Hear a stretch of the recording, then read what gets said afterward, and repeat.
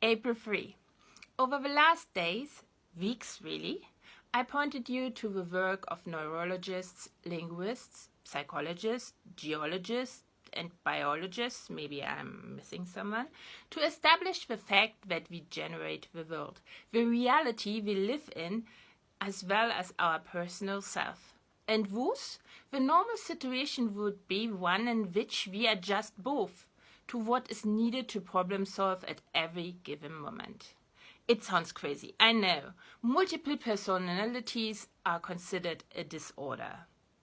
Today, I think the historical and anthropological evidence points us to the fact that our ancestors knew very well that a human wasn't born to be one thing, and that the limit of one body, one mind, hinders humankind to be what it could be.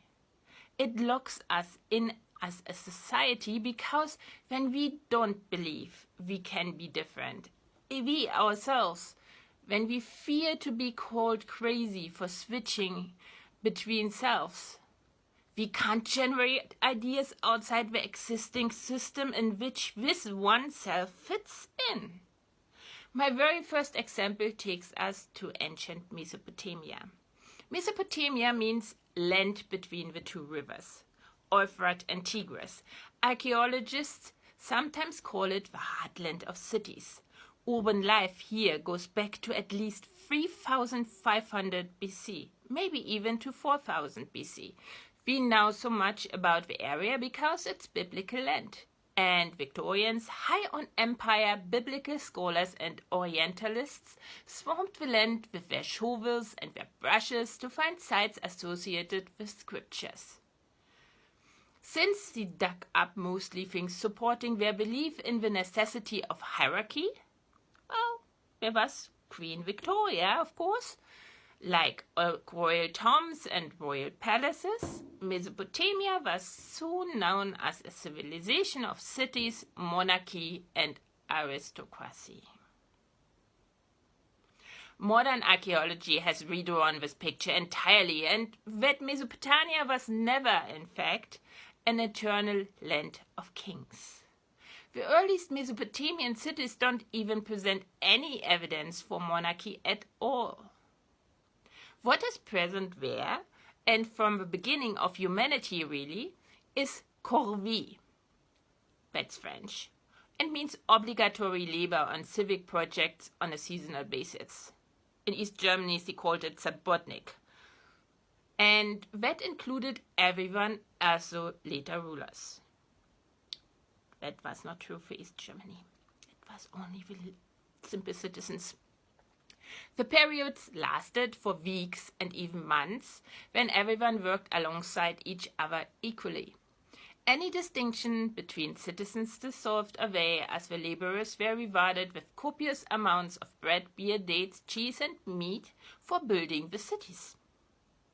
Times of labor mobilization were seen as festive moments of absolute equality before the gods.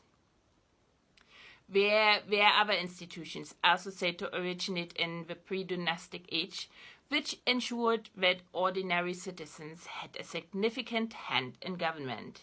Even the most autocratic ruler of later city-states was answerable to a panoply of town council, neighborhood wards, and assemblies, in all of which women took part alongside men. But I think the clearest sign may be that they still carried the understanding that no one was born to be a king or a slave can be found in what binds us today in knots and rules almost any of our waking thoughts. The economy. It's the economy, stupid. And in particular, credit and debt. Every year in the spring, the Babylonians celebrated a festival, just like we just did, or will do in the case of us Jews.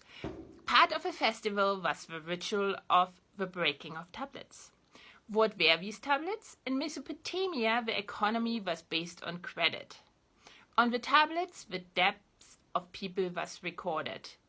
By breaking the records, any existing history of debt and sin was wiped out and the economic balance was restored as part of the calendrical renewal of society along with the rest of nature.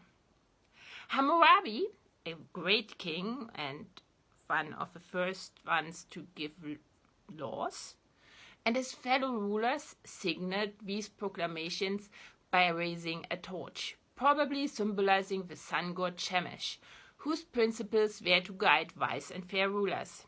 Shemesh also turns up in my YA sci-fi thriller The Big Lie, by the way. But anyway, with the proclamation, persons held as slaves were released to rejoin their families. Other debtors were restored cultivation rights to their customary lands, free of whatever mortgage line had accumulated. Abolishing debts in 1761 BC, Hammurabi explained why. So that the strong might not oppress the weak. It's a strong expression of the idea that no one had the right to force someone else to remain one thing, and one thing only, to their benefit. And think about it. What shackles you most to oneself other than convention? Credit and debt. You can't cultivate any other side of yourself unless you have money. Think, make a habit out of thinking. Let's turn thinking into a movement back to what humans were made to be. Problem-solving machines changing with the seasons, circumstances, and the needs. Like, comment, share, and follow, so not to miss a single opportunity to improve yourself and society.